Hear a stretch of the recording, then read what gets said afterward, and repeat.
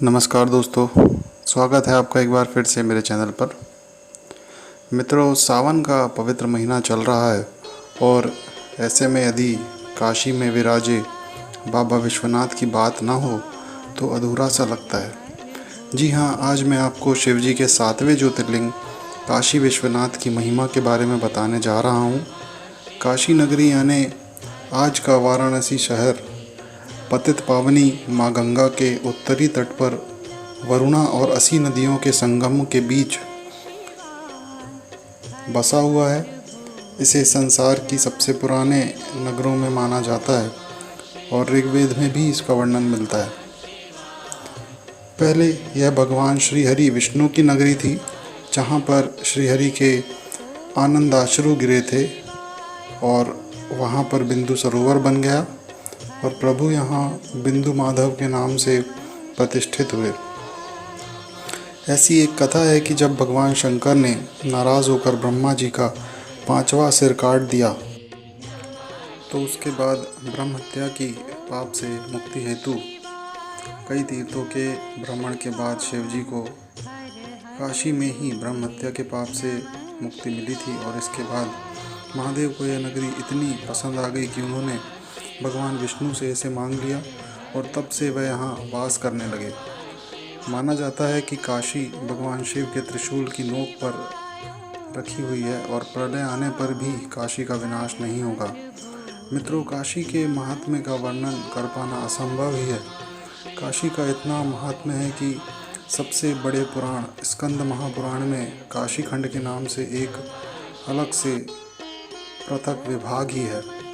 स्कंद पुराण काशी की महिमा का गुणगान करते हुए कहता है, जो भूतल पर होने पर भी पृथ्वी से संबद्ध नहीं है, जो जगत की सीमाओं से बंधी होने पर भी सभी का बंधन काटने वाली यानी कि मोक्षदायिनी है, जो महात्रिलोक पावनी गंगा के तट पर सुशोभित तथा देवताओं से सुसेवित है, त्रिपुरारी भगवान विश्वनाथ की राजधानी वह काशी संपूर्ण जगत की रक्षा करें।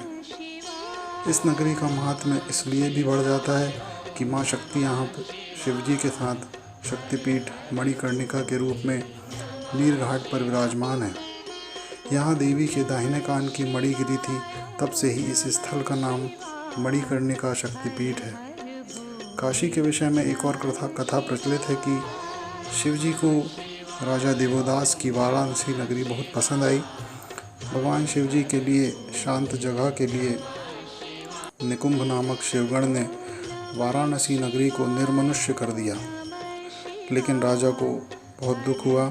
राजा ने घोर तपस्या करके ब्रह्मा जी को प्रसन्न किया और उनसे अपना दुख दूर करने की प्रार्थना की।